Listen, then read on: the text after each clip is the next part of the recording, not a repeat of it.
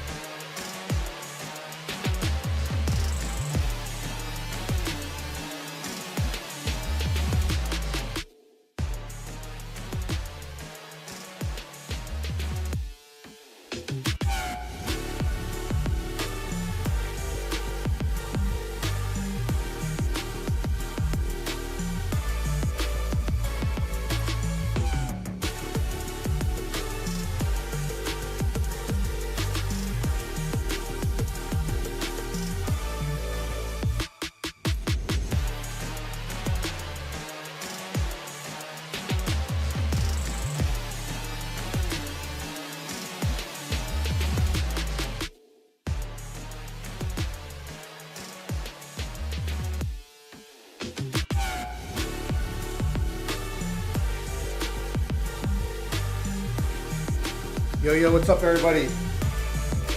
Let's start the show. Hold up.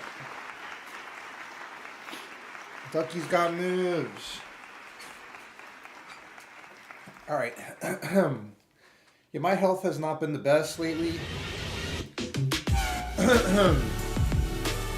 So we're just gonna be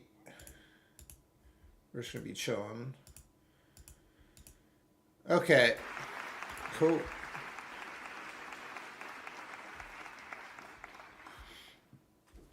Also, I wanted to try something real quick. Let's see if this can work. What up, everybody? Oh, God. Sorry. Oh, my God. Yeah.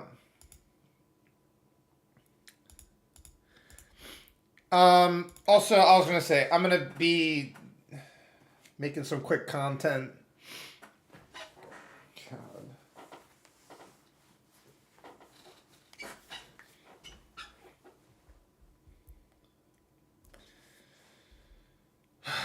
Cool.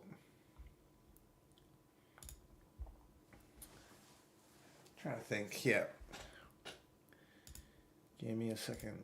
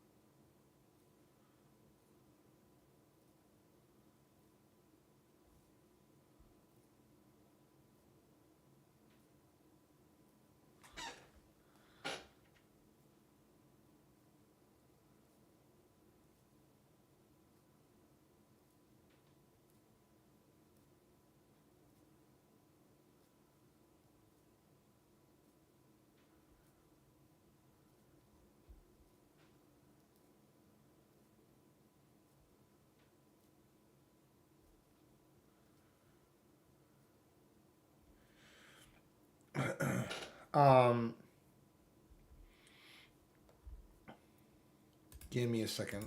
Sorry. Sorry, not sorry. I'm not serious. I'm 1700 rated. I know you're not serious. What else have you played? Okay. I play undead, and you cannot. XQC. You cannot get a round with me. Not one round. XQC, your race rating now, and it's actually fucking. Wait, hold up. So I was gonna make a clip of the clip of the clip of the clip. Okay. A clip of the clip of the clip of the clip of the clip. Okay, keep it down, will you? Poof. Also, why? Yeah. Cool. Clip of the clip of the clip of the clip of the clip. I'm trying to think real quick. All right. Hold up. So I want to make... Jeez. This is great. Okay. Dude, what? Okay, hold up. Just be cool.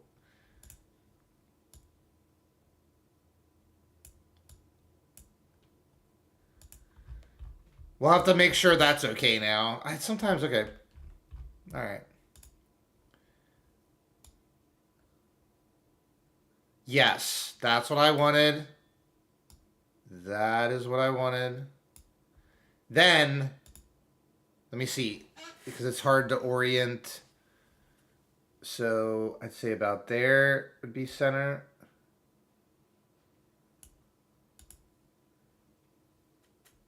Is that about right? It's hard to gauge because it's just hard to gauge.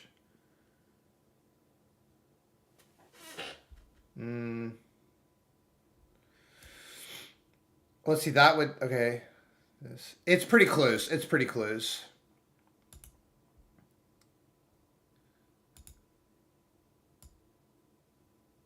Hold on.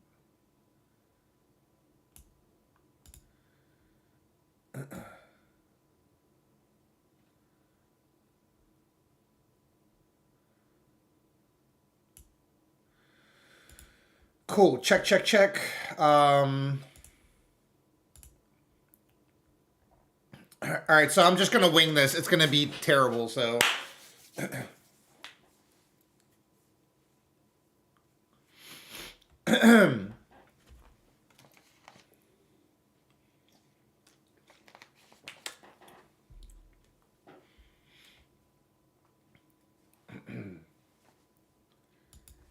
Yo, what's up, guys? Today I woke up and blah. See, I knew I was gonna mess it up. I'm thinking too much. All right, hold up. Oh, why'd I have to do this live? Okay. Yo, what's up, guys? Today I woke up and I was getting the update about the Mr. Okay, we're cool.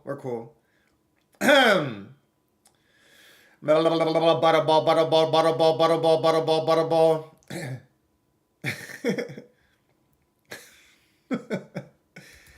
Yo, what's up, guys? Today I woke up and I saw the Mr. Beast streamer events going on, and Tyler 1 called out XQC himself at a best of 7 Warcraft 3 match. Let's watch the clip and find out, huh? Like and subscribe, will ya? Warcraft 3! There's no way you're serious about this. I know you're not serious. I'm 1700 rated. I know you're not serious. What are you playing? Okay, I play undead, and you cannot. XQC! You cannot get a round from me, not one round.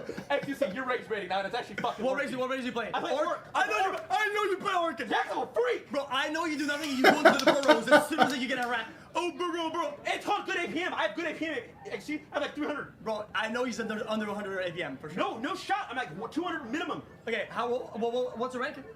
Probably about 1700 when I was playing. That's really on. I know. On W3 champions. Okay, BO7. We do BO7? Okay, for sure. And? Okay, you check on it? Look, winner. Okay. Winner, loser, what? Yeah, do something. We'll think of something. You're stupid. Bro, I cannot believe that you said that. Warcraft 3. I almost went pro in StarCraft 2. Did you play Warcraft 3? Yes, I played my What was your rating? Grubby called Warcraft 3. There's no way. All right, and also, first thing is, like, hilarious clip. XQC is so hard to understand. Like, when I hear him talking, it's just like, oh, I know you play Orc.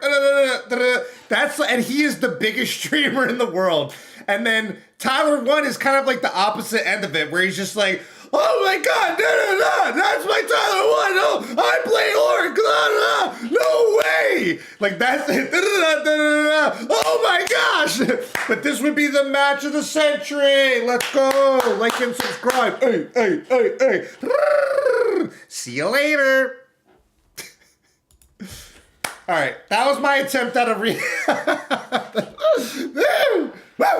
That was my attempt at a react clip. So then what I do is, hold up, then here's what we do. I'm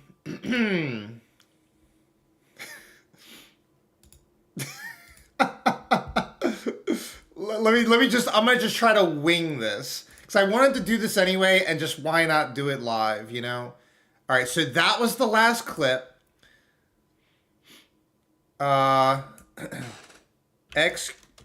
I'll do like XQC versus Tyler 1.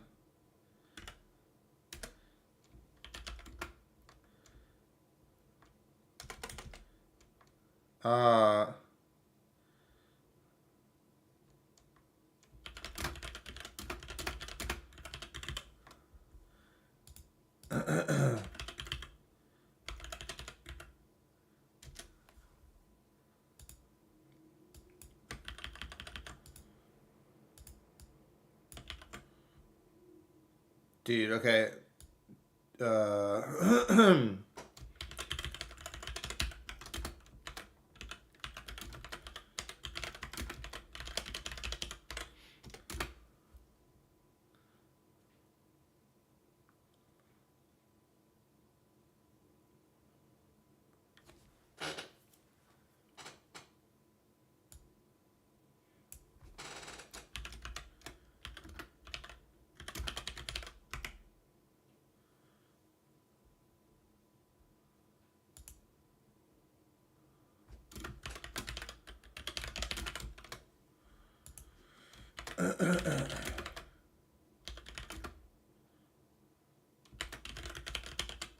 Alright, let me just try to wing it. Alright, so hold up. I already did the clip. Just give me a second. Let me think real quick. Oh, man, they should do it at BlizzCon. They should do it at BlizzCon. I'm actually going to put BlizzCon in there. That would be pretty hype. So...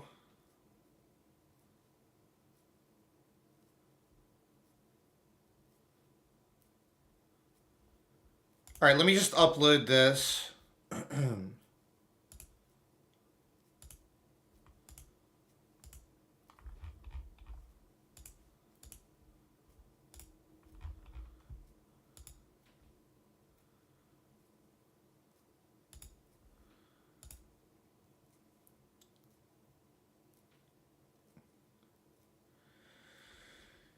Give me a second. So yeah, it's all good. Let me just take my time. Hopefully the clip... well, I'll test it before I, like... Then I want to make a short of it. Hold up. I want to make a short of it.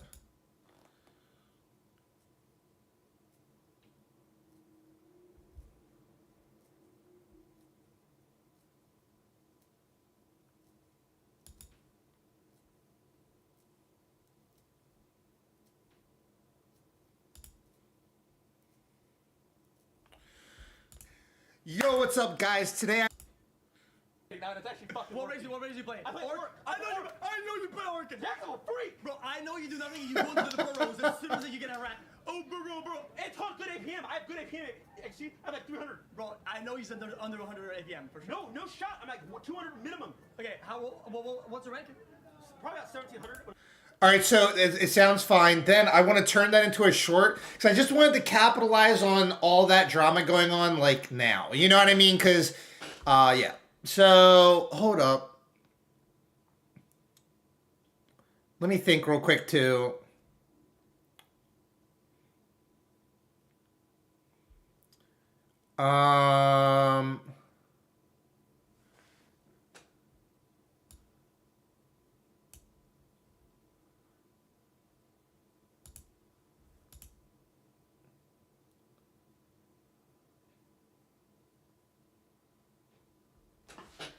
All right. Okay. Yeah. Sorry. I'm like thinking. It should already be like processed and uploaded, right? Sometimes I'm just trying to figure out.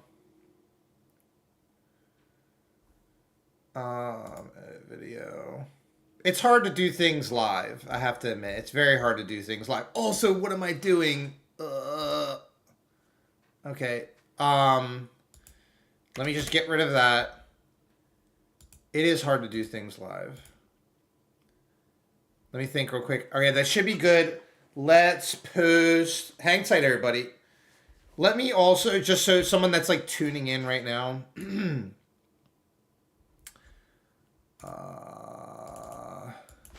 Making quick, short content. Gaming shortly. Ha ha ha ha. Let me put Ducky back on the screen.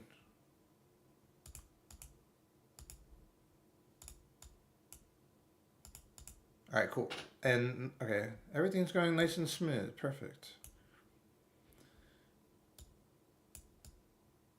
Doing stuff live is not always fun. Okay, so this is the clip. You remix it. And guys, I'm also dealing with, like, you know, serious health issues. Jeez, I can't even talk.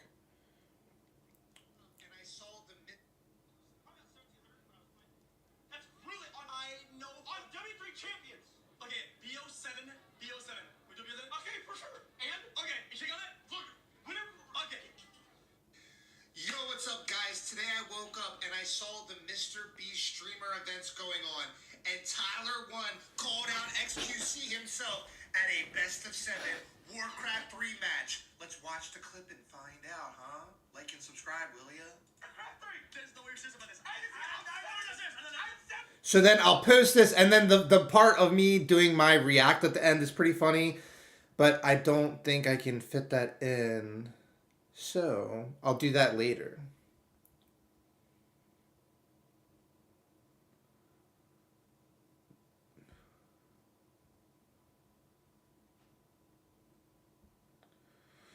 Hang tight. Yo, what's up, guys? Today I will... And also because I want to start practicing doing these things even though I feel sick and I'm exhausted. Because, like, I had the idea and I was like, let me just do it. Because it's like what's going on right now and you just got to do crap like this. And I normally don't, so. Hold up. Okay. So XQC verse Tyler 1 Warcraft 3 challenge. Then I do hashtag XQC Tyler 1 Warcraft 3. It makes me actually want to play some Warcraft 3.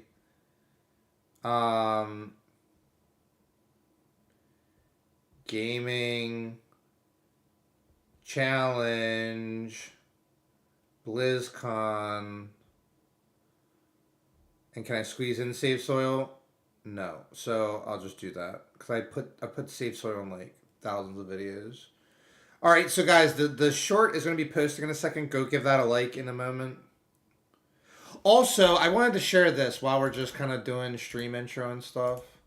I need to take care of my health. Yesterday, off stream, because I was feeling pretty sick yesterday, I got top 1,000 in Ridge Racer. Yeah, actually, it was pretty challenging. We'll probably play it more today. I got Rave Racer and Ridge Racer. Rave Racer is so hard, but these are games they made for the arcade. And just the other day, I watched a documentary that said games made back then, part of the reason they were so hard is because they wanted people to keep renting it.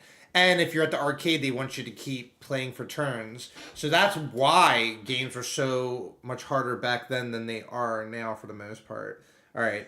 Yo, what's up, guys? All right, posted the clip. Go watch it, guys. All that good stuff. All right. Cool.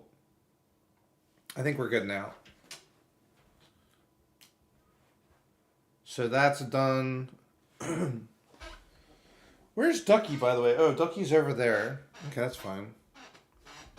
Let me get Ducky. Hey, Ducky. Oh, I also... Ducky sheds a lot, so I need to... There's Ducky. Ducky, go sit with Butterballs, okay? Be a good duck. You and Butterballs sit there, okay?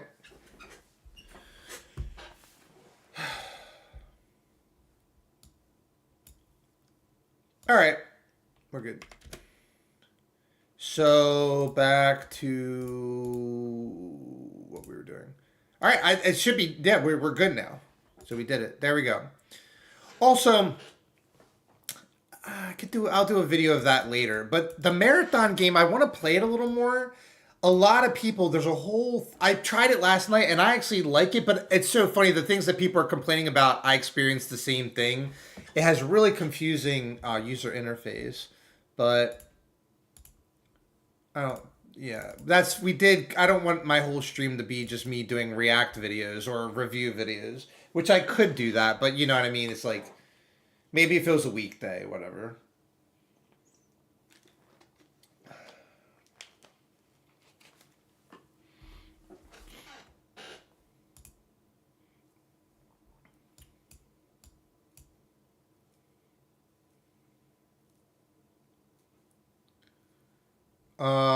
Okay.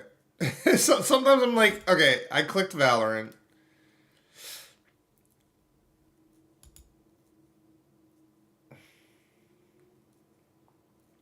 And yesterday I got trolled in my Valorant matches, but it's okay. I'm just going to have fun today. Try to. But I got trolled. I was 8 points away from silver and got trolled again, so... And sort of what I hate about this game, too, is I hate you have to, like, warm up every time. I don't know. Like, honestly, it's one of these things, I don't have a choice in the matter. But I sort of hate, you have to, in Valorant, you can't, like, other games, I can just, like, hop in the ranked and figure it out. Not Valorant. Valorant, you gotta like get used to the awkward. It's like not. It's so hard to.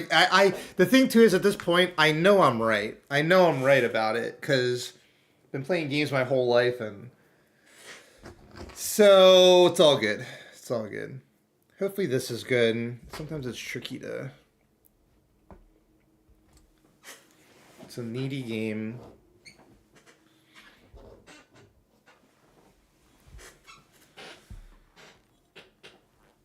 But yeah, oh, and I did see. I was watching.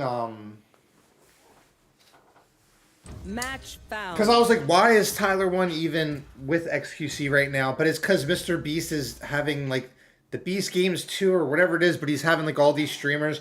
The thing, it honestly sounds terrible. But the only part that interests me is stuff like that. Oh my gosh, you gotta be kidding me.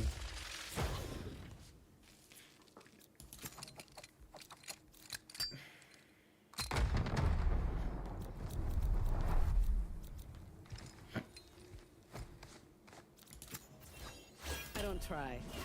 I do.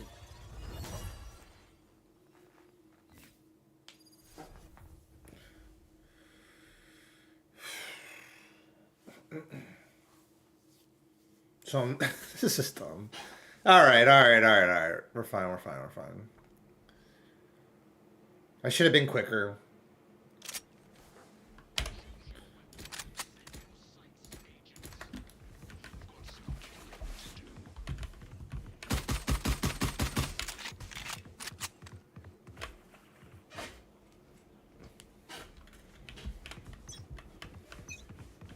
Go. Dude. Alright, we're fine.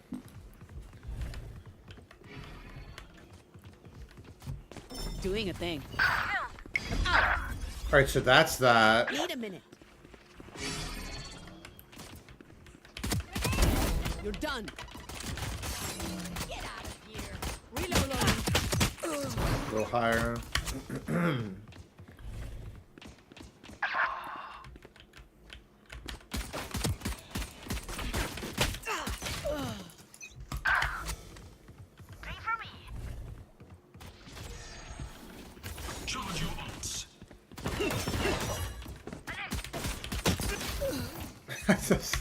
Okay. I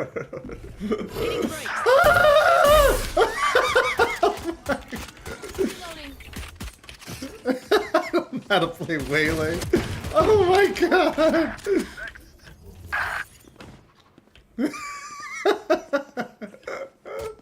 Oh my god.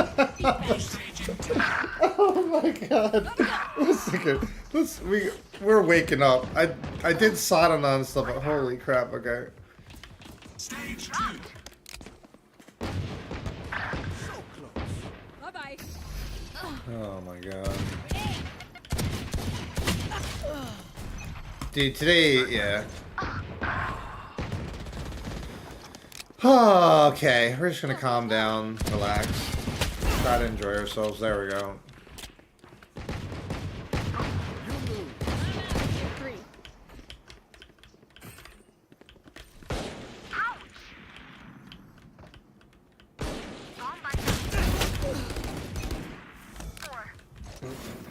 Charge your ults.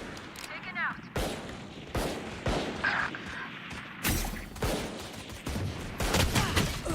Dude, wow. Okay, hold up.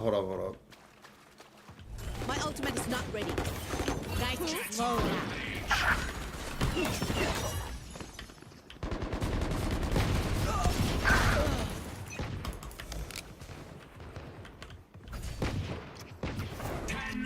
Don't miss it too much. Go. I'm out of here. Stage 3.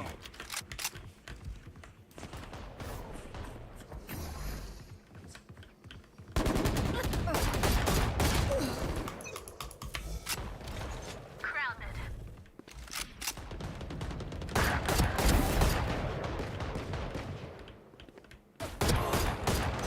Your fault. Got one.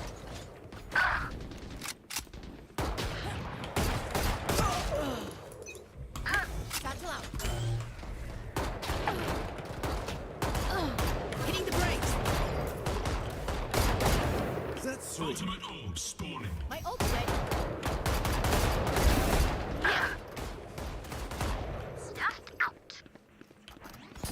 Blocking. Good try.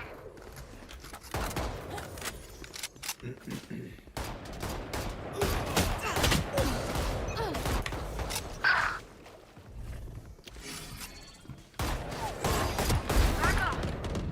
10 seconds until stage change. One less. There's that. Final stage.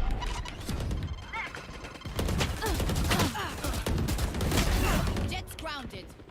4 down. Need a minute. Perfect. No can do. Night night. 3. Be right back. Slow down.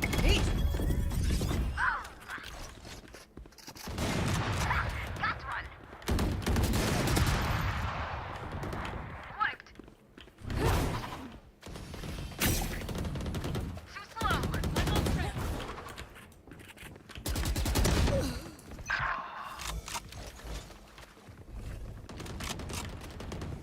Stay down. 3.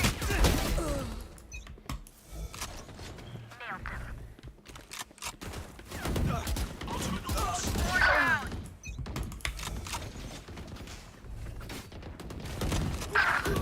Yikes. Go, go, go. 3. My ult's ready.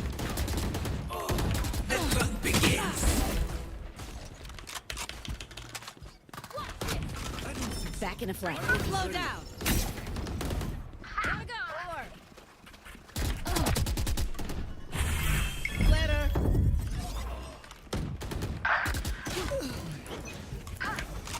Go away. They are so dead. 15 kills to go. Grounded. Too slow.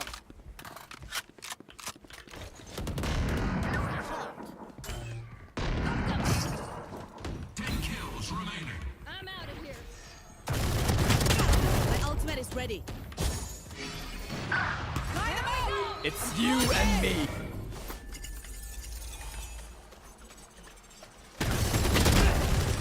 I always win ISO one-on-ones.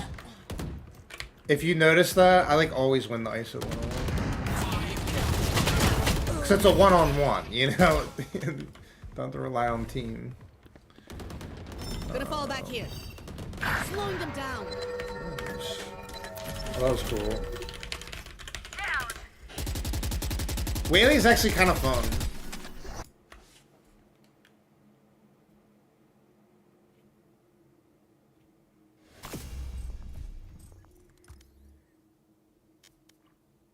Three days. Oh, and also, I want to do something else too.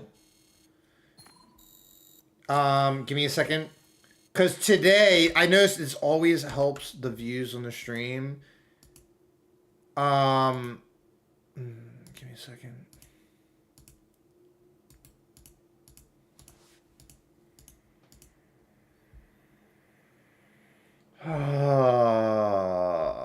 So it's today. What is the match?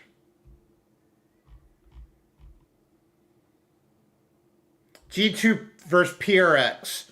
G2 versus PRX. Hold up. G2 versus PRX.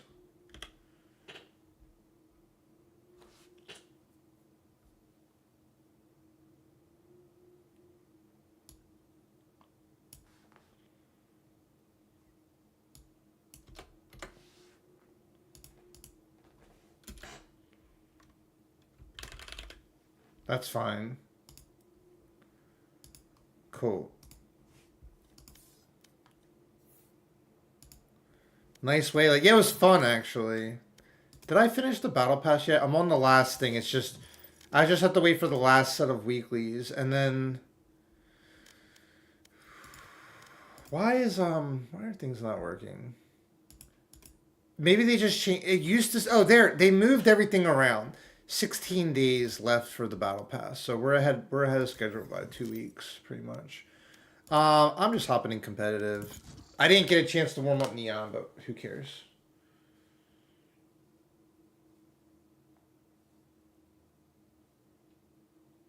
Bum bum bum, chicky chicky bum bum.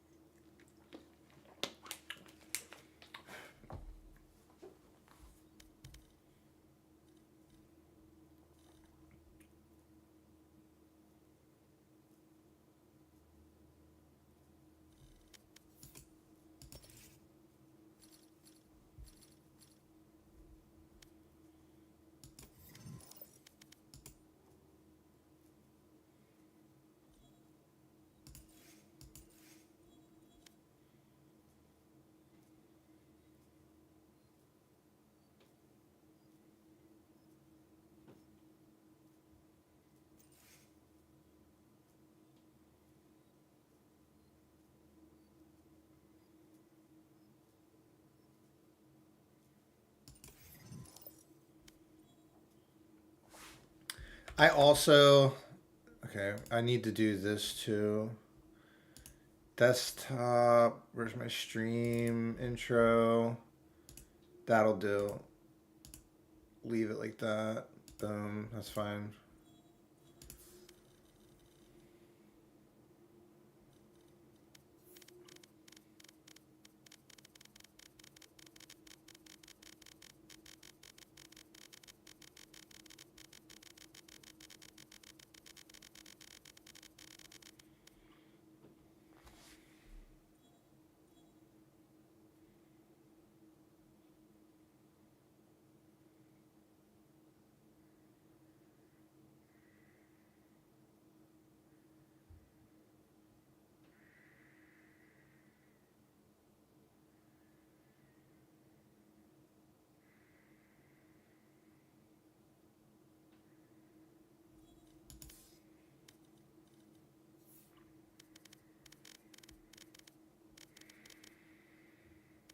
Match found.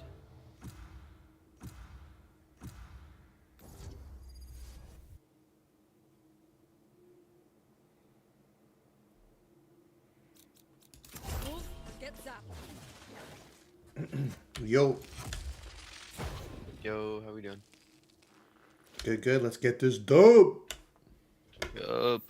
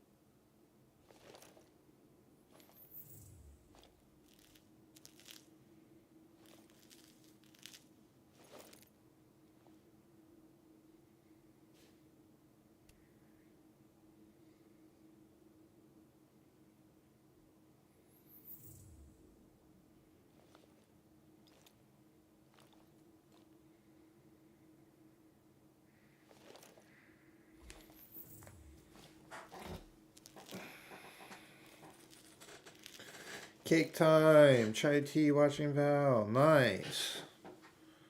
Nice, Moonlight Mage. I do like that name too, Moonlight Mage. It's very cool.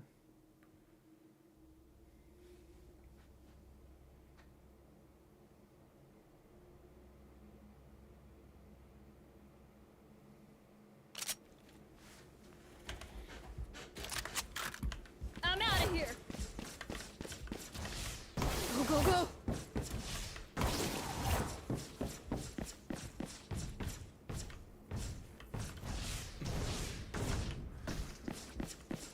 Two on B, please. Got you. Yeah, yeah, yeah, yeah.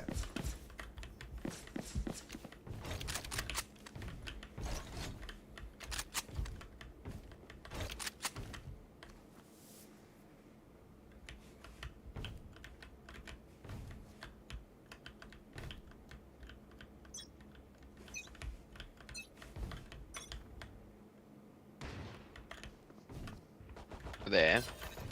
There. Yep, action A.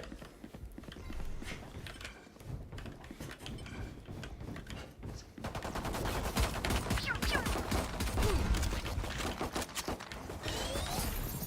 Enemy spotted. I shot something. 78 full. Spike down A. Heads up. One enemy remaining. Watch your eyes. Kind of done here. You're better.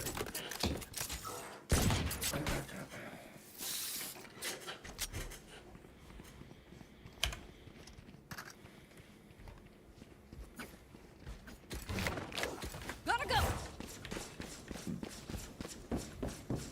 No way they go A again. No way. Sage. Or maybe.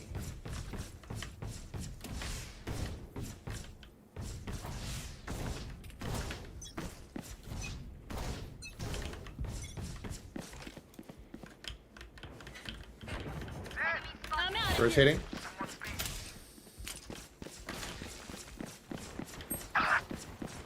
Rest. They have an outlaw in the sheriff. Reloading. Nice. Spike down B. One enemy remaining. Both on site. Hawk out. Blinded. Team A. Nice. Now this is a team.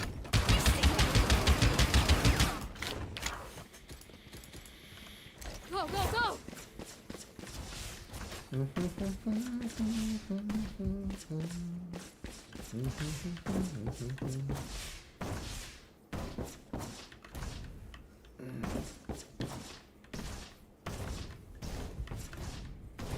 If they come B, I'm gonna play retake or try and get one. Yeah, yeah, yeah.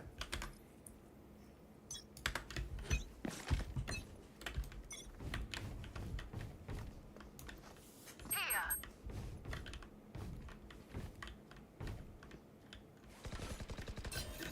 Action A sounds like. Hawk out. Blinded. I'm out of here. Shot it. Oh, what? Blinded. I'm gonna Somebody's up top. Oh. Healing over here.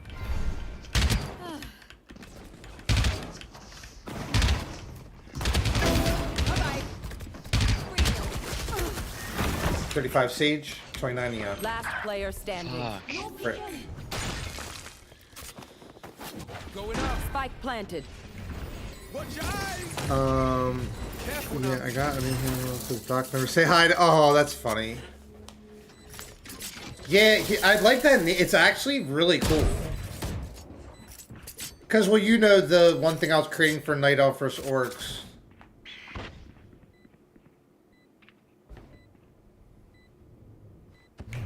Flash. The Moonlight Fair.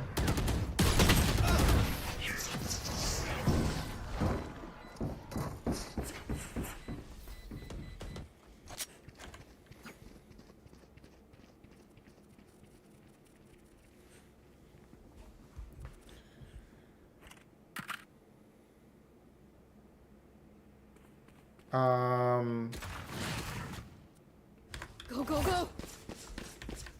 They're probably gonna come in again. Yeah, yeah, yeah. I'm gonna save.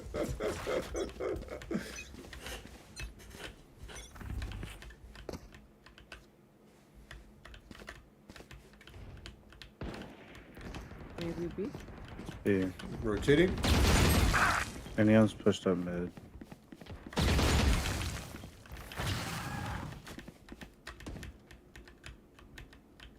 Spike planted. Gotta go. Gun here. Go, go, go. We tend to. Nice. I'm out of here. Reloading. Vice is down left now. Healing over here. One enemy Sage, can remaining. you heal close? Woo! Gotta go. Good round. Well done. Oh, someone gets second half. Heal up. squad. Thank you. So I got ult. Yeah, good job. Dude, clip that, baby! Where's Butterball? Someone clip that. Sage. Gotta go. Sage, I can buy you if you want to catch bullshit. Can someone get this? Thank you.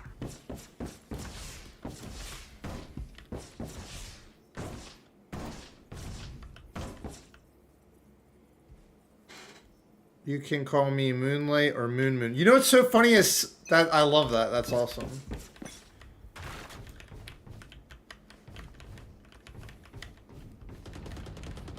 There. Action A. You can smoke it, okay. Take this. B, it was a fake. Got you. Go, go. Careful, man. Spike planted. Good job. Can pick. Wait till we get there, Lucky. Running low. Some Someone 120 on Sky.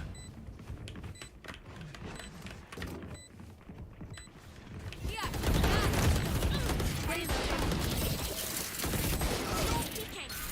Walk out. Blinding. Reloading.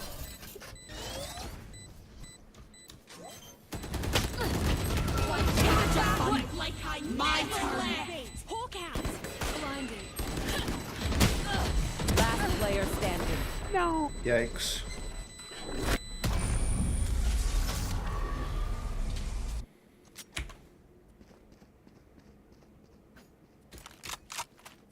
I'm out of here.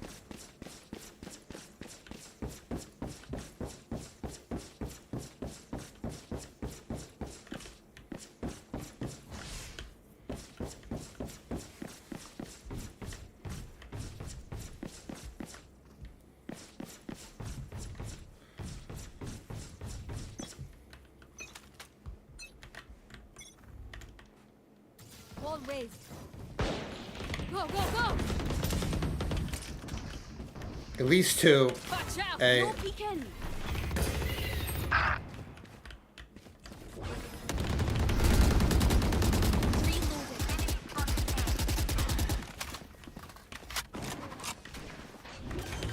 There we go.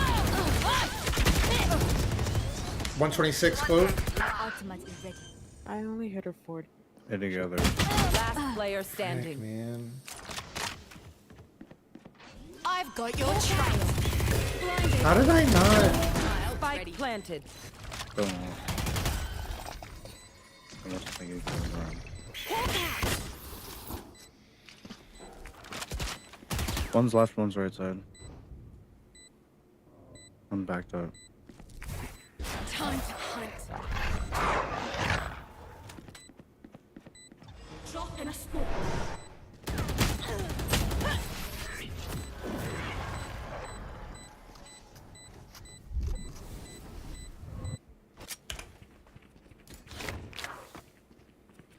Gotta go.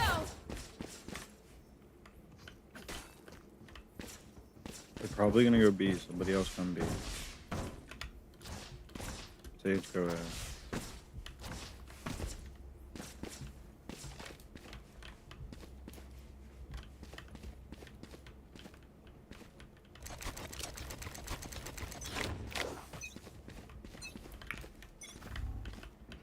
Barrier created. Footsteps A. Sounds like a punch A. This guy's jumping now.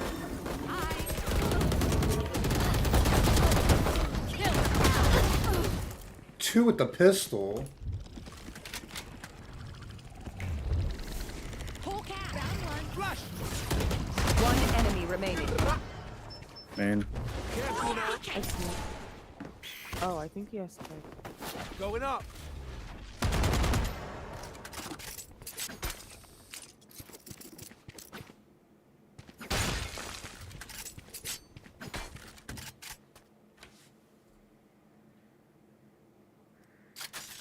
Last player standing. Selling.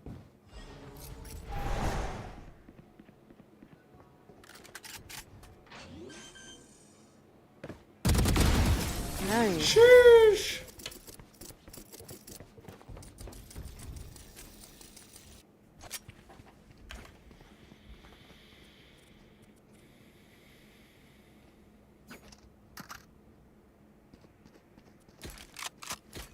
Go, go, My go. bad, guys. My mouse froze. It's okay. Mine does that too. It's really annoying. Yeah. It'd only be happening when I'm peeking people as well. Mid round yesterday when I was in a match, my mouse died. Damn. I'm out of here.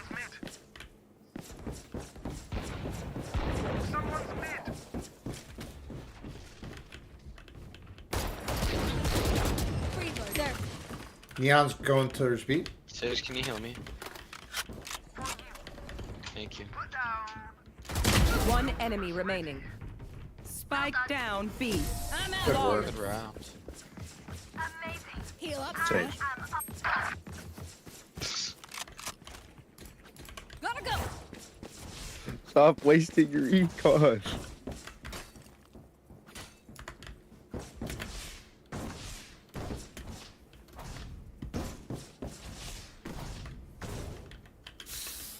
You can't jump that high. This is voice. A little bit of noise.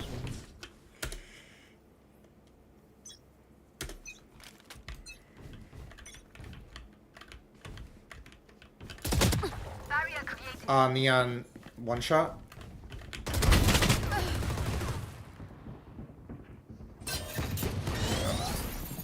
So that's the big for now.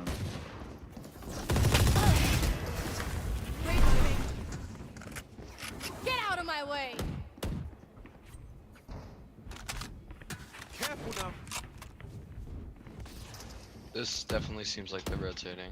If I Yeah, take I a want guess. to use it. I'll stay here. You guys rotate. That's Oh my god, he's right there. Don't play mid. I have it. Go, go, go. Oh, on me.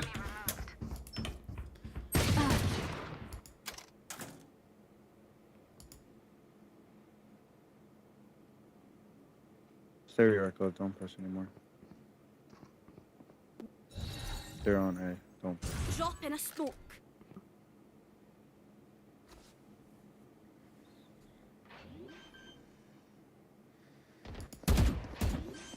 Thirty seconds Watch your left. eyes.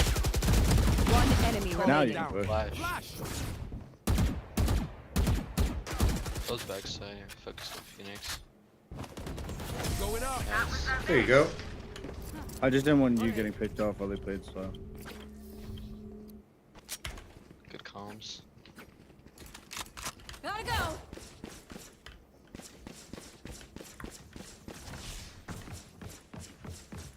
I'm not gonna lie, I kinda whipped down the club, but it's alright. It's all good. We won. Can you guys hold here? I'm gonna hold this.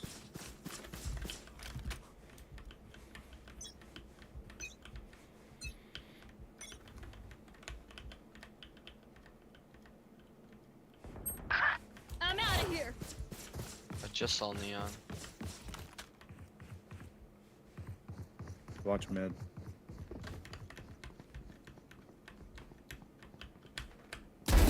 You blink. My ult's ready. Gotta go. Looks like B. This way. Take this. Come on, let's go. Careful towards UC.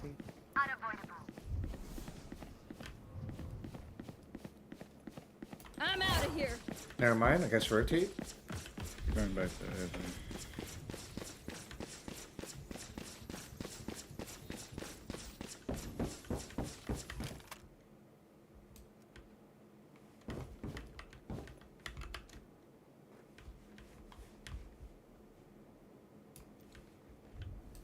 Make noise on that.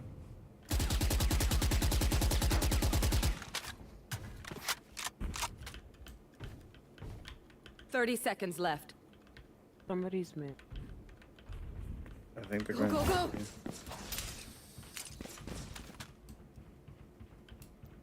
That wall is not broken. They have to push you, Neon. Swing them. One enemy remaining. falling. 10 seconds left. Nice. It's over. That's yeah. I didn't want to calm there going B because They smoked heaven off, but they made no noise. So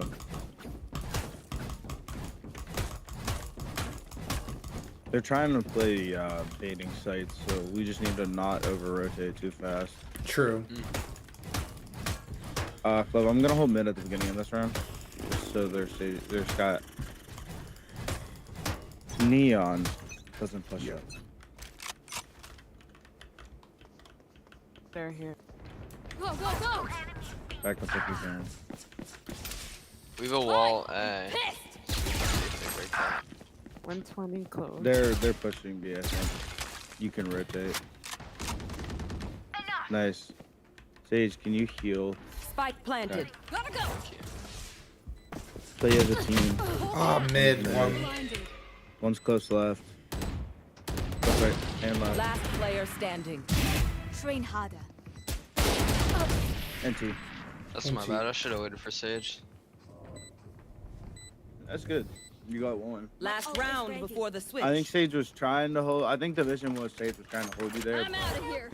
She heard Vice walking mid, so she had to back up.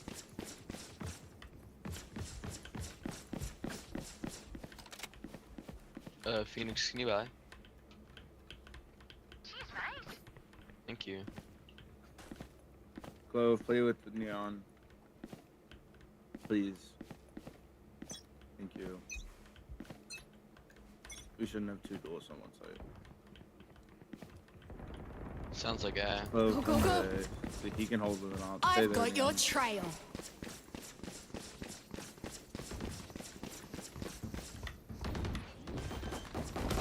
Oh, you ain't coming back. Here we go!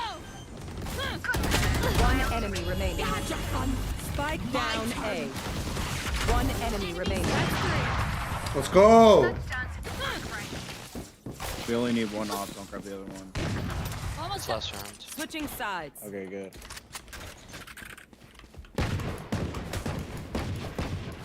Go B first round. I just dropped my sheriff. I'm gonna jump off the bridge.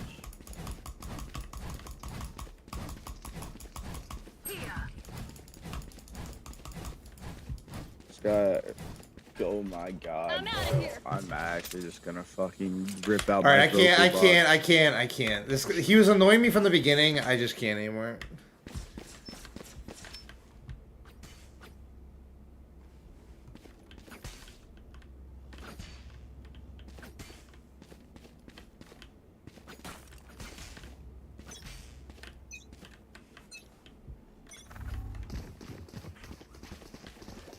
dropping There's a wall. There's a ice wall there. Gotta go! Up on his chin. Go, go, go!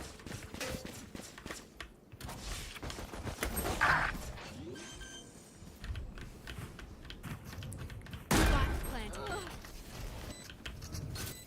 Here! Heads up! Healing over here. One enemy remaining. That's three! Last player Oh, up. standing. Reloading. I'm so shit. Can't believe that. Clutch.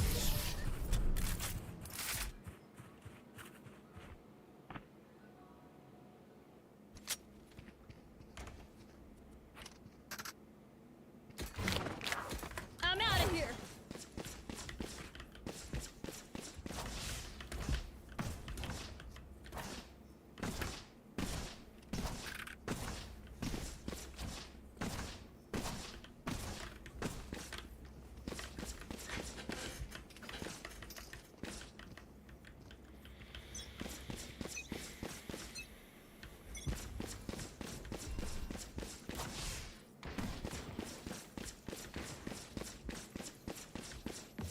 Right here.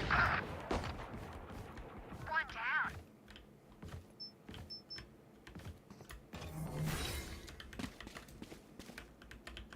Dropping smoke. There. Reloading. Reloading. Gotta go. Reloading. planted. Reloading. Careful here. Frick, I messed that up. Last player standing. Hawk out. Blinded.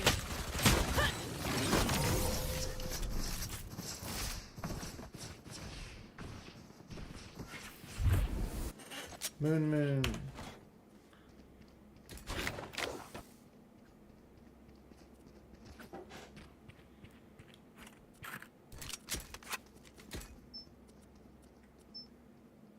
Go, go, go!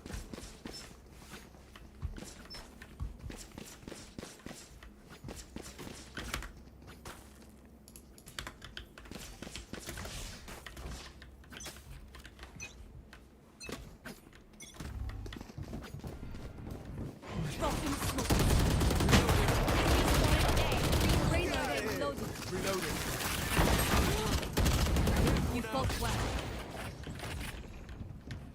Careful, time to watching here. Going up. Watch out, gotta go. Spike down A.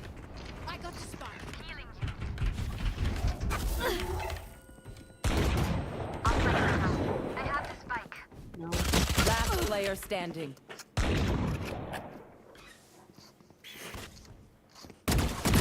Good at One enemy remaining. You had your fun. My turn.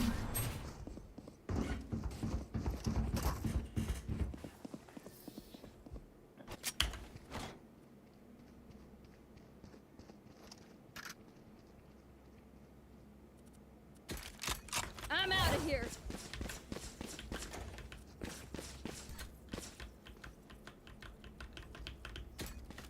I'm out of here.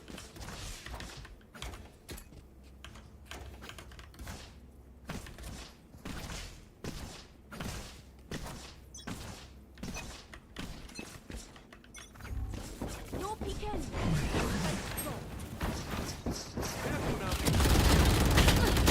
What? 130 jet. Unbelievable. Sorry, bro. I was assuming they were dead. Ready. Right. Going up. This drop is Reloading. watching here.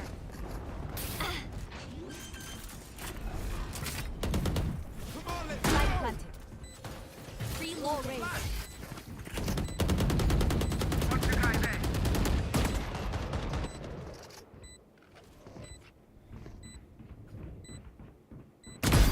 Satisfying. No peeking. One enemy remaining. done.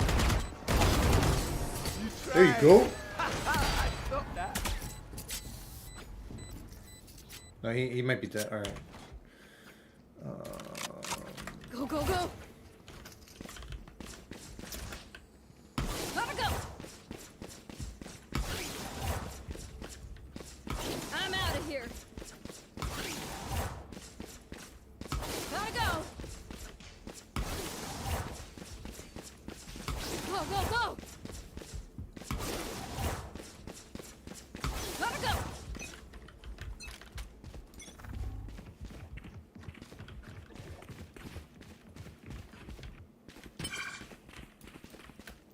Out of charges. Coming through. I'm out of here. What is going on? Holy crap. I don't know. Careful now. Spike planted. Headshot. Hi! Pissed! Last player standing. Frick.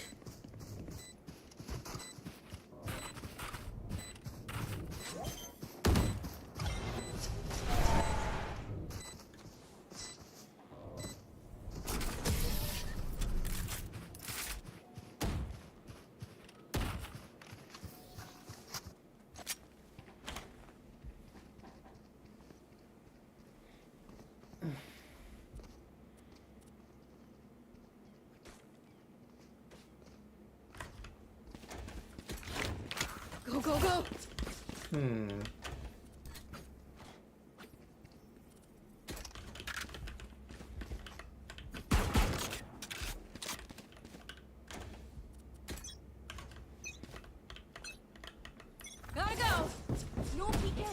Seek them out. I've got your trail. Found one. Shortcut. Here we go. Oh my gosh. Dude. I can't. Okay, I can't. I did my job at disrupting though, but holy crap. Enemy down. My ultimate is ready. Please res Your me. duty is not over. Okay. One enemy remaining. My Please, ultimate is okay. ready. You did your best. No, no.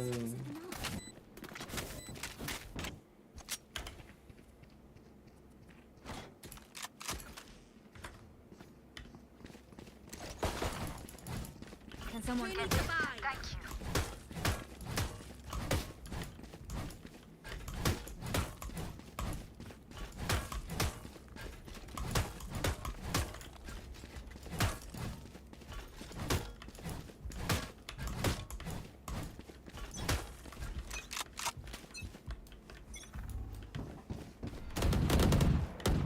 Enemy spotted. A.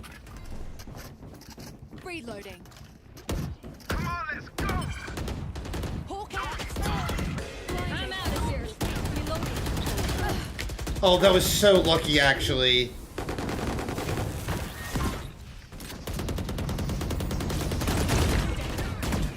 Enemy spotted.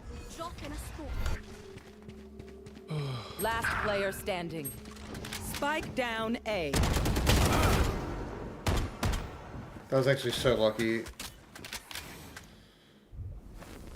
Careful now. Watch your eyes. Watch your eyes. Got Spike. Dude, what's this guy doing? Drop in a score.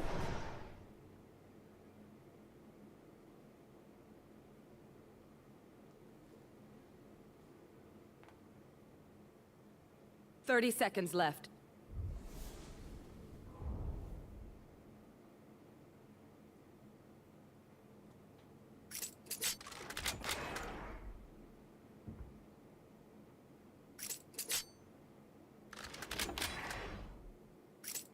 Right, he. 10 seconds left. This would be the most amazing play ever. Not really, but.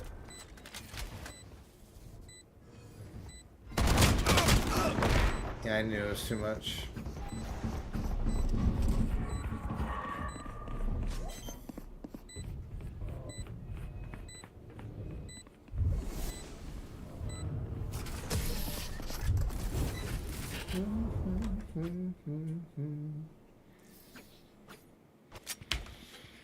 Alright, let's think. So we don't know this.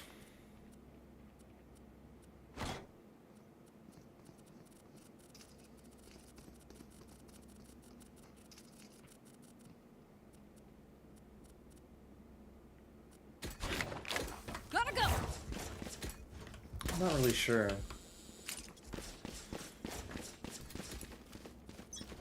I'm out of here.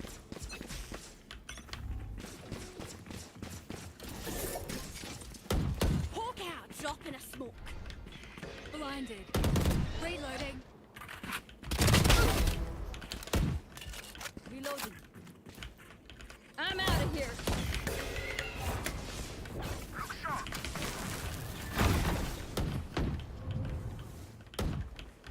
Enemy. Oh my. I'm so confused. Player standing. The map was literally showing that they were above. Okay. I'm not sure.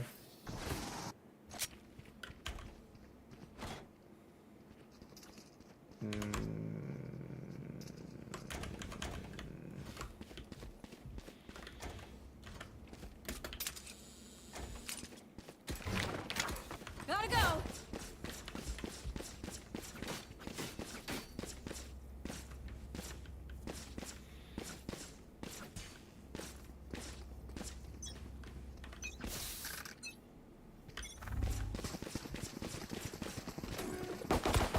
She's doing the same thing every time.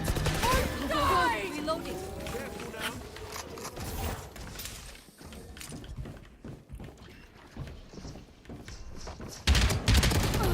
140 neon, one shot. Team. Spike down mid. I never left. Team. Harden up, girly.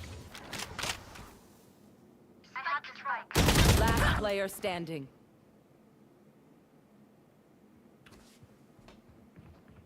No peeking.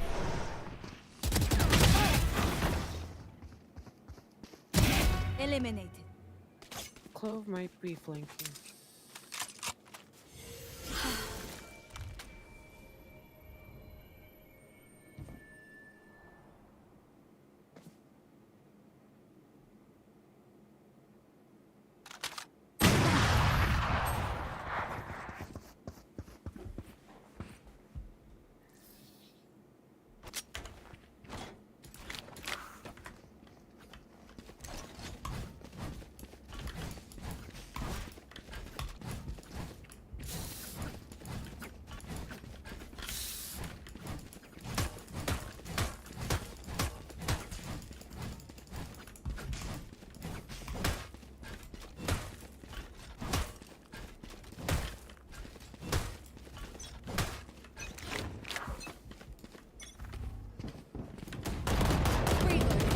Enemy spotted A. Hawk out. Go, go, go! Put down. Area clear. Your duty is not over. Flash. This feels different. No peeking. You had your fun. My turn. Dude, 80. Remove. One enemy remaining. Please. Last player standing. 80 Jack. Time to hunt. Hawk out. Blinded.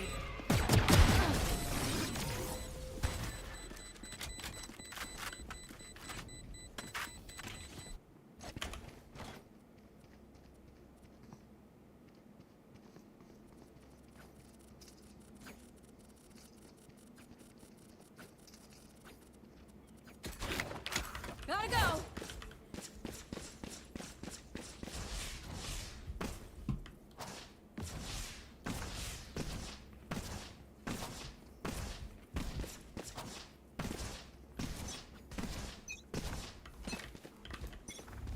Come on, let's go. Someone's B.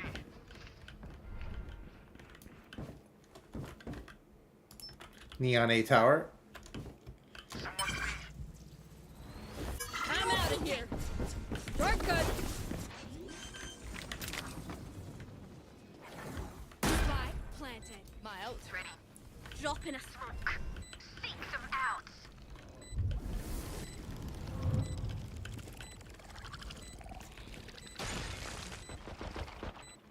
Enemy and defender spawn. Finished. There. One enemy remaining. Missed. I'm out of Nice. Reloading. Match point.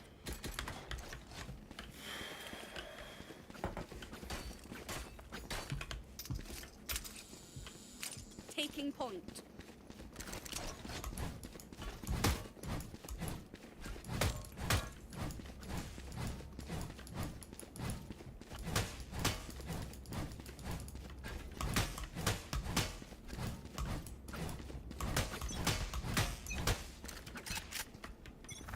No peeking. Wall raised. Going up. Take this. Hawk out. Go, go, go. With. Reloading. My ult's ready. Here we go. Get out of my way. Spike planted. Get out of here. Careful now. One enemy remaining. Let's go! Attackers win. Let's go, baby! Yes!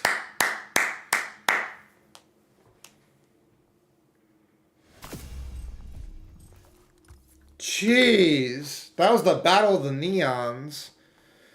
Gosh. 23 and 18.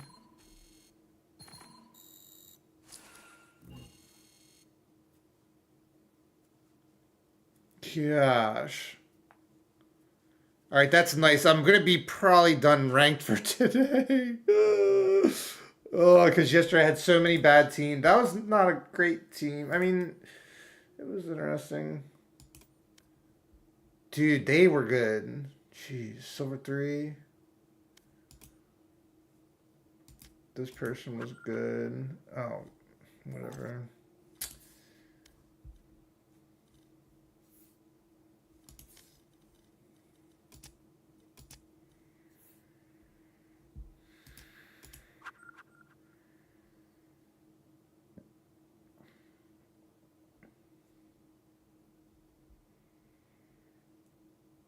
They were silver 3.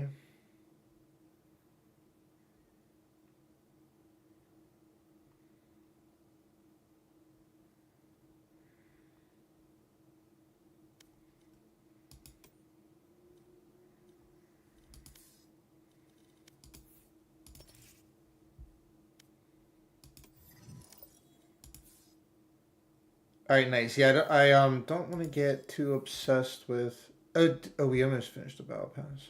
Well, if there's no things to get, cool. Definitely gonna. Nice. Uber dub. Yeah, because yesterday I had such bad matches. Let me move the monitor back to a decent spot. Let's like have fun or something. Let me let's.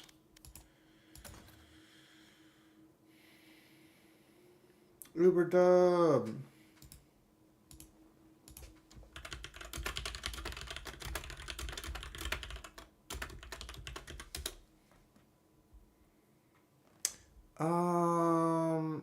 Give me a second. Let's think.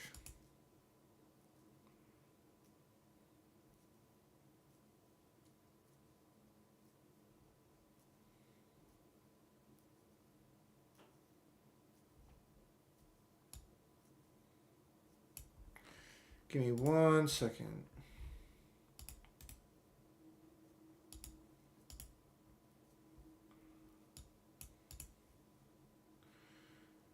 So let's think.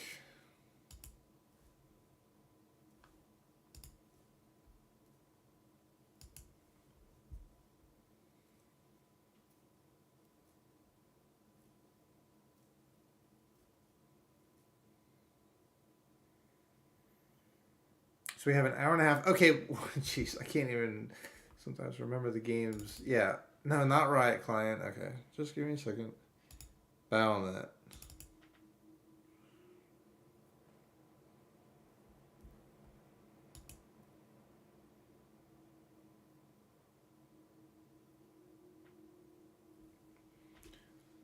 Did Shyvana get a rework?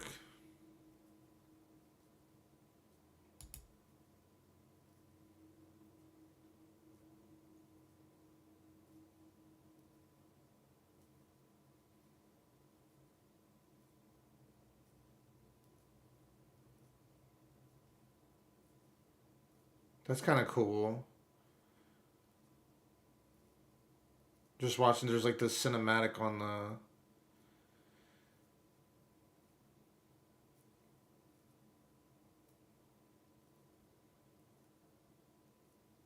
That's kind of neat. I actually put a reminder. I wouldn't mind trying Shyvana. Alright, this is not... Yeah, this is the different games. But that's kind of interesting. Let me look up real quick. Alright, hold up. League, did Shyvana get rework? It's receiving a major visual and gameplay update. Oh.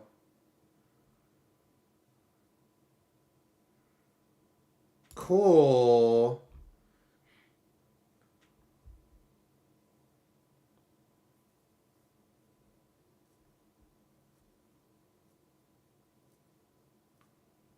That's cool. I wouldn't mind messing with that.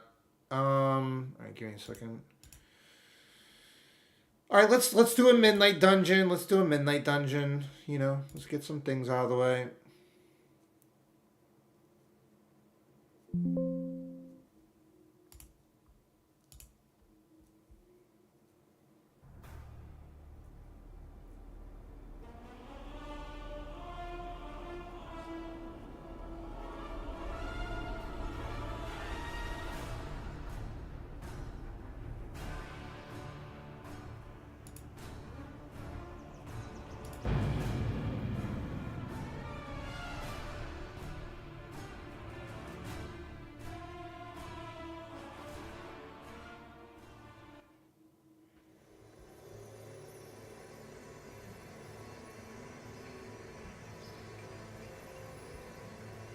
Pokeball.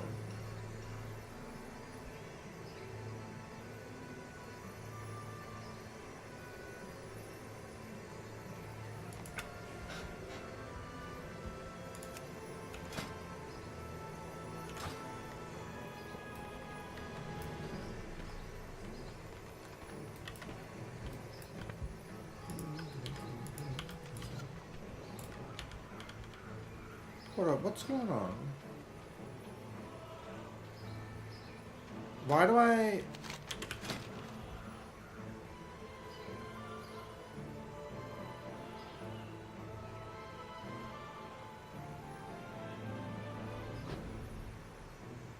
I'm so confused. Just give me a second. Mark of the Wild.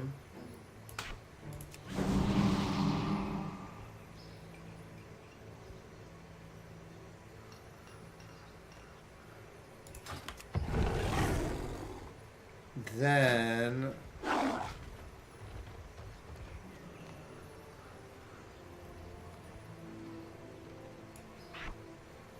Dude, there's so many...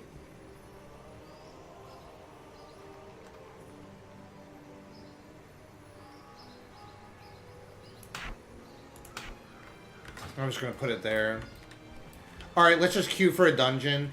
When it comes, because the thing is, retail has so much stuff in it. Luckily, I have, like, the gist figured out, but I'm looking to simplify it even more. Give me 1 second. Also, I'm taking the headphones off, too.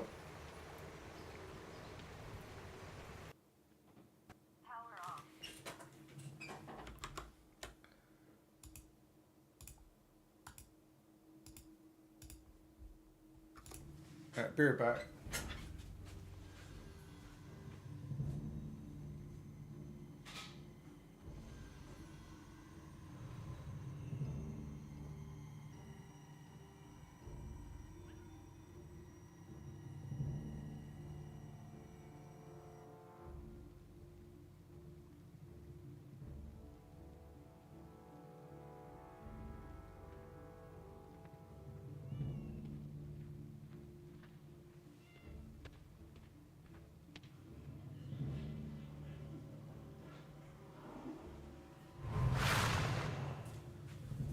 Okay.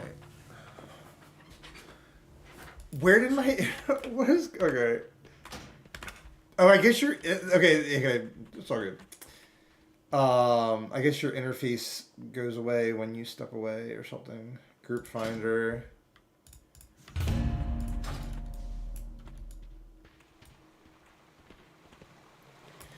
The other thing I was like kind of like sparing my energy, but that game that I was in beta that comes out in a few days, Marathon by Bungie or whatever that made Destiny, blah blah blah.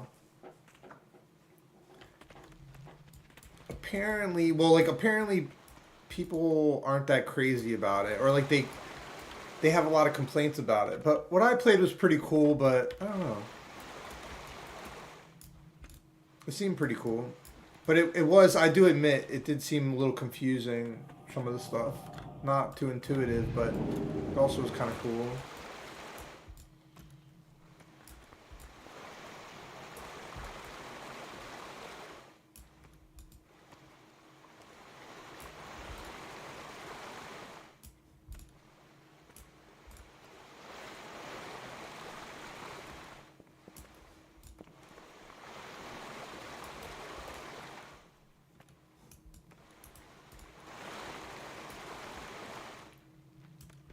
Butterflies flying in the air.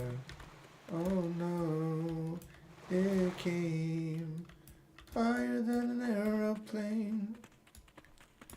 Da da da, da da da.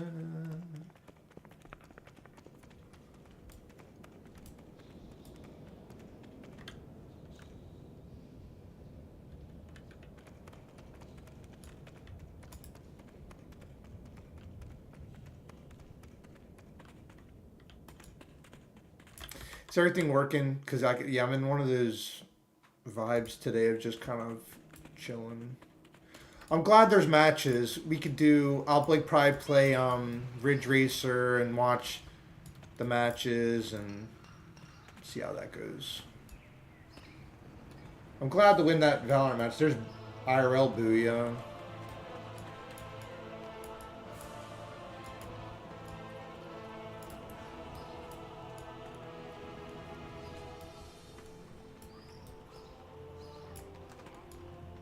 I always do want to get a cat, but I also... Hey!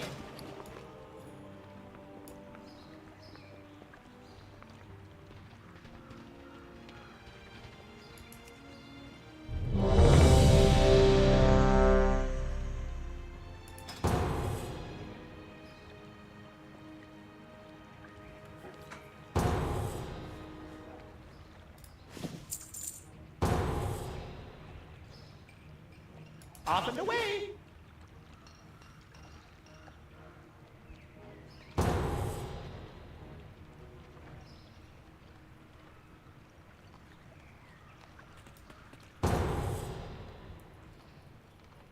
Thanks, Chinchilla.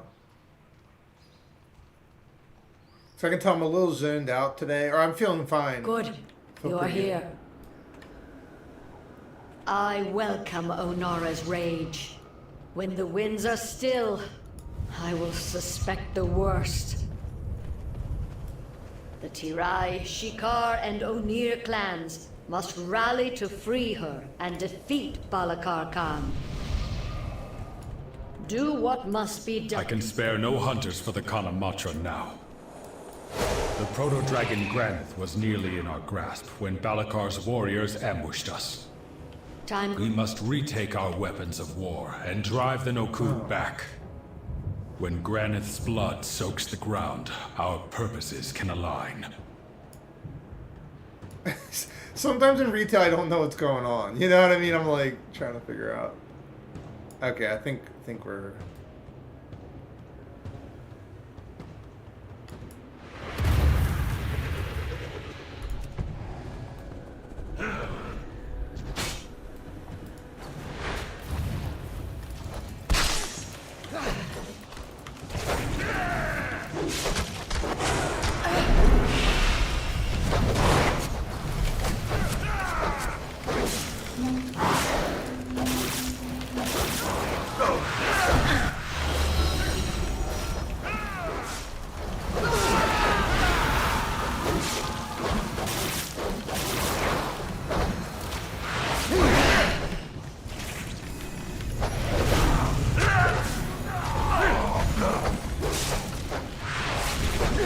Well done! Keep retaking the weapon! 2 more remain!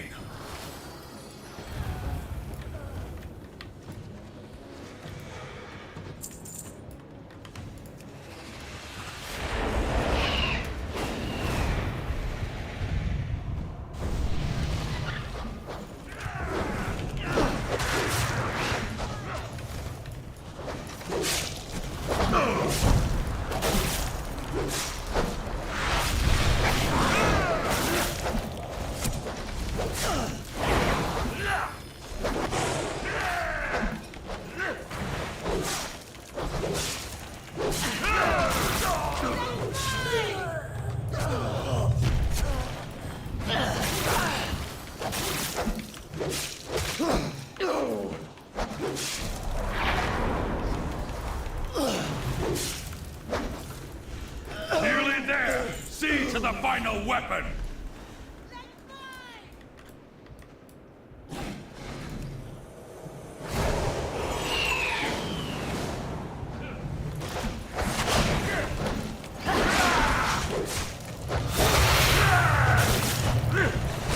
Oh.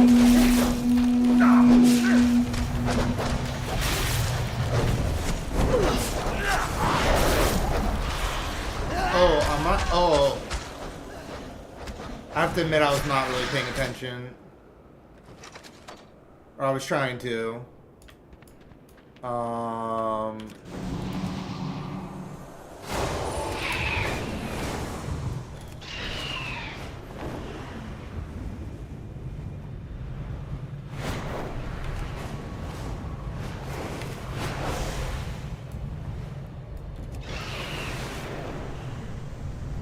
Alright, where's the team?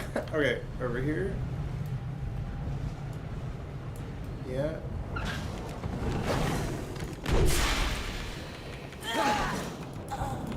It's just there's so much to be paying attention to. I was just trying to figure out what's going on.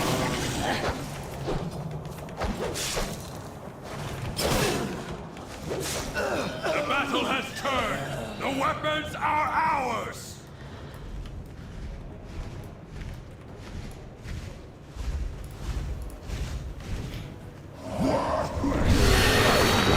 And the outsiders myself.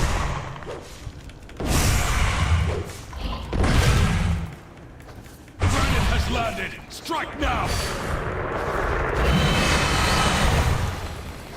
Tremble before primal power. Oh. Die. Ready to fire. I gotta configure that too. Can you stand against my might? Oh, that's not what I wanted to press.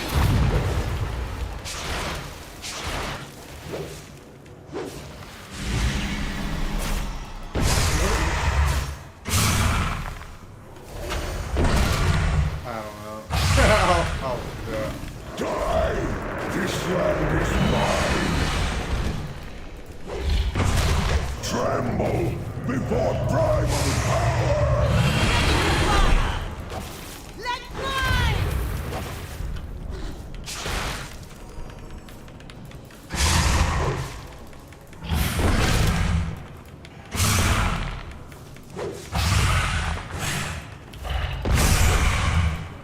Die! This land is mine! Tremble before primal power! Die! This land is mine! Incarnates!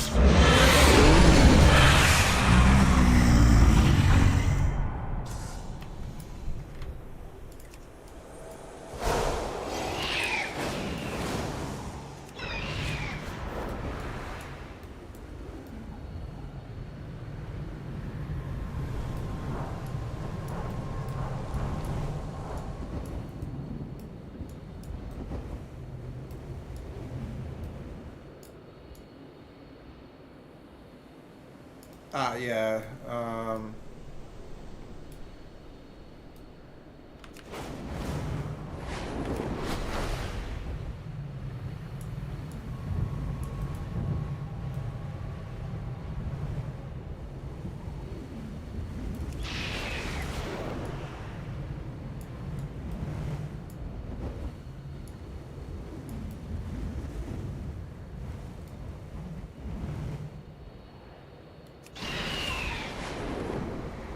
Their primalist allies have placed totems that protect this raging tempest. Find them and destroy them.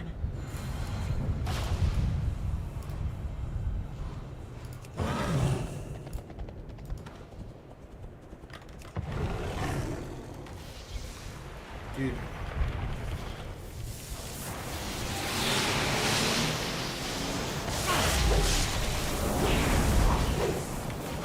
Truly a blasphemy site. Continue your work.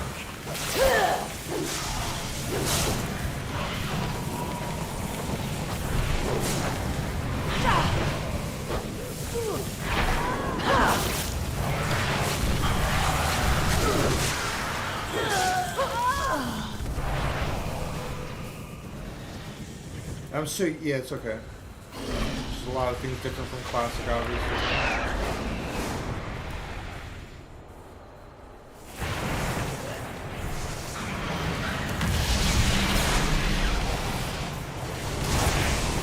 doing? Okay. The Primalist's power weakens.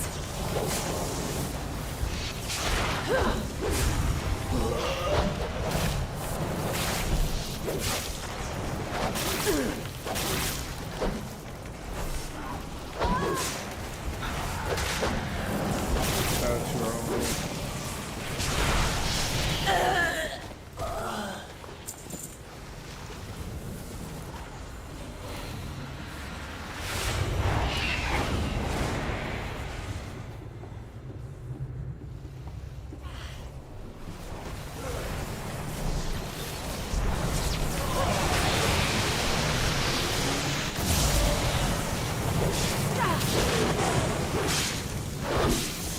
One more totem, quickly.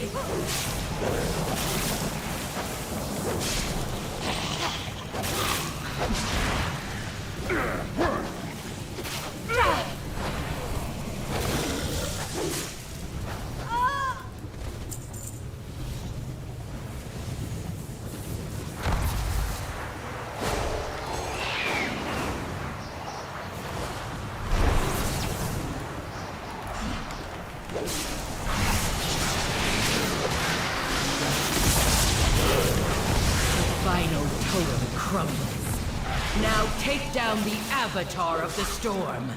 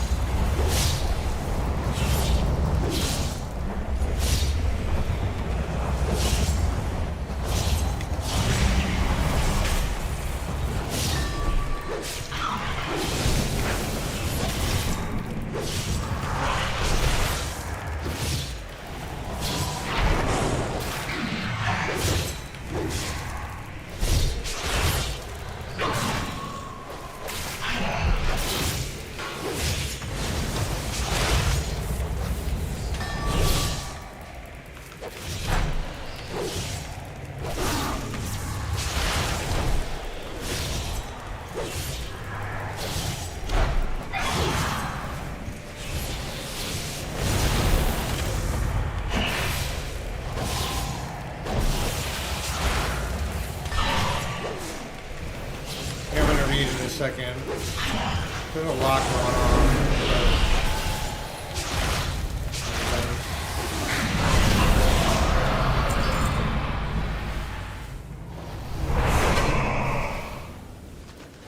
Alright, let me...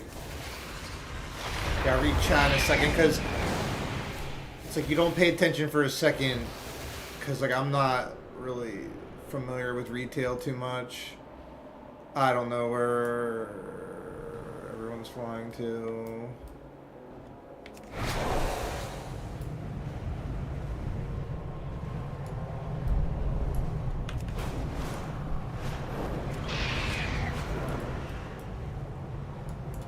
This is kind of fun though, and it's just, this is like more chill. It's Clan Ukel has allied with Clan Nokud.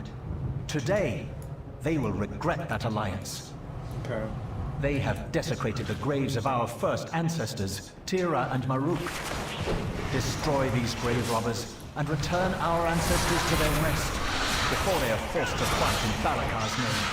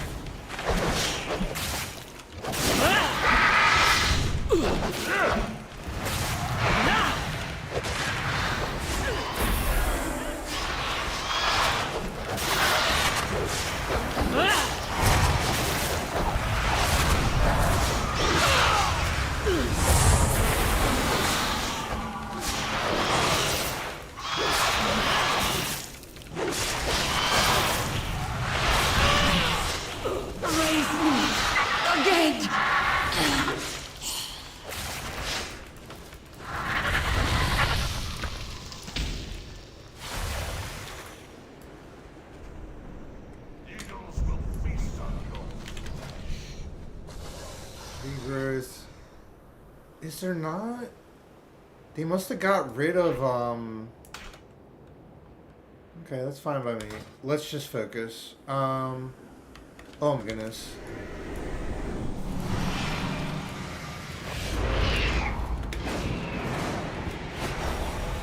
Wait.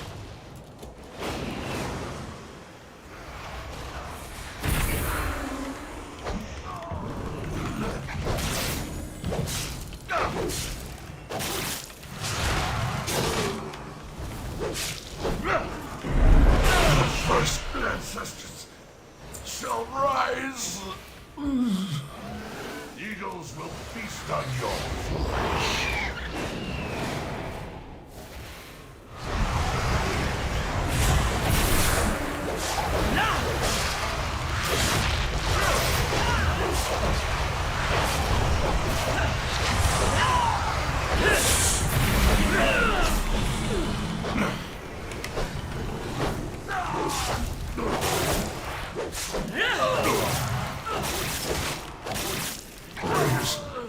Raise me again.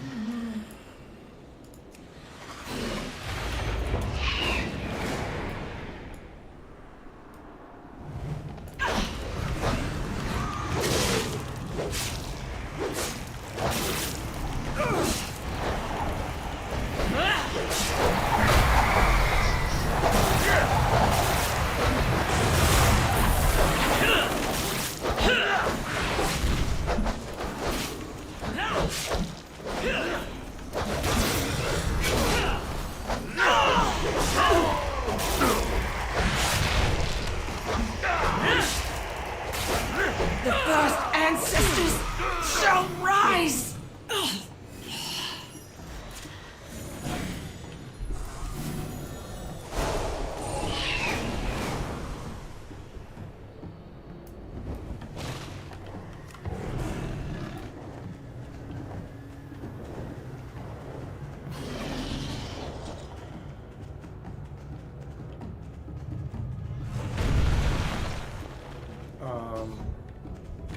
Necromancers? On our sacred grounds? You shall pay for this blasphemy with your lives. Flee before me.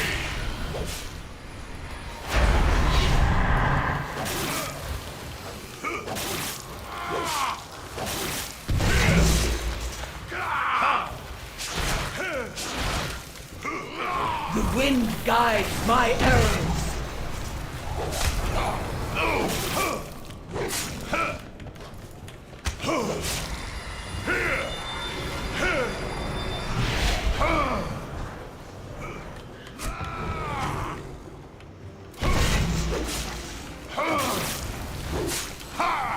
Flee before me. Away from Rend the earth.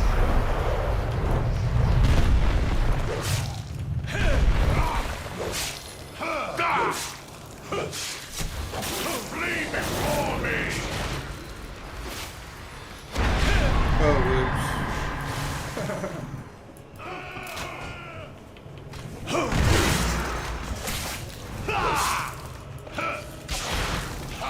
The wind guides my arrows.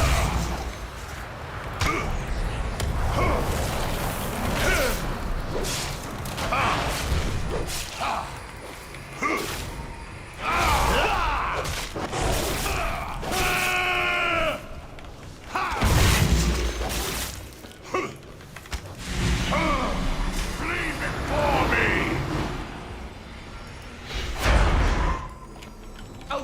from him! Peace. At last.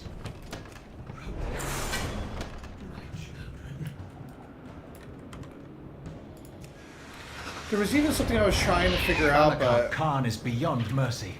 Clan Tirai will join our Khan at Nokuden Hold.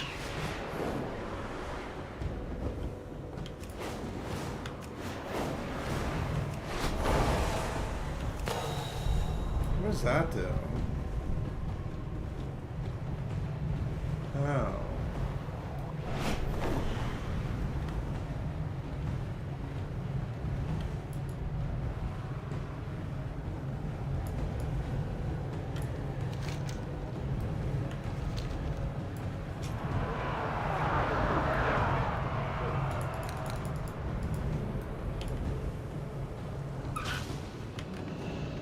That's not what I wanted.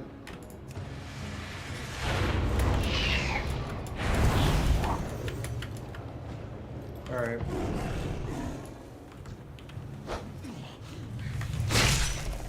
Dude, I don't... This guy all dead.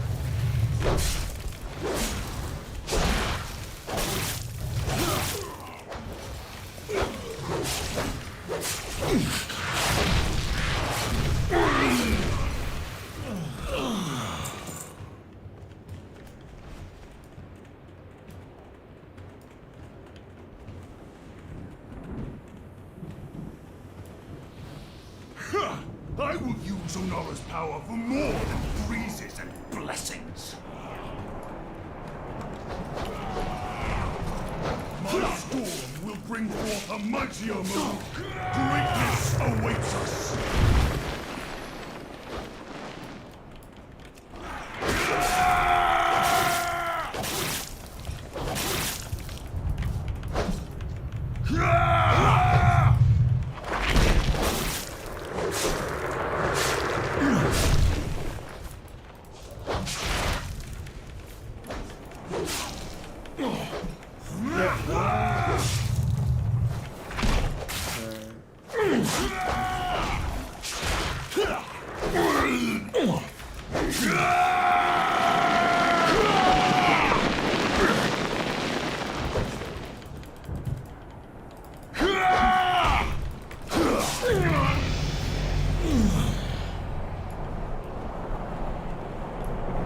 Your skulls will shatter beneath my hooves!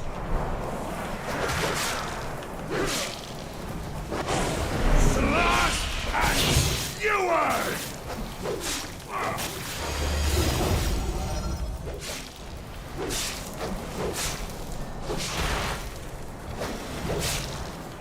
The weak must die. You will be trampled into dust!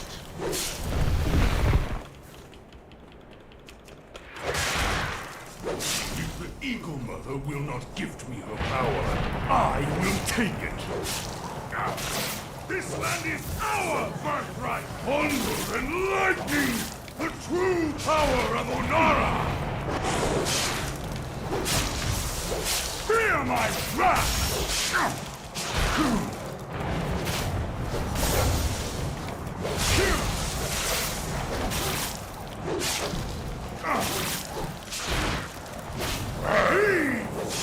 Liars! Defend my land!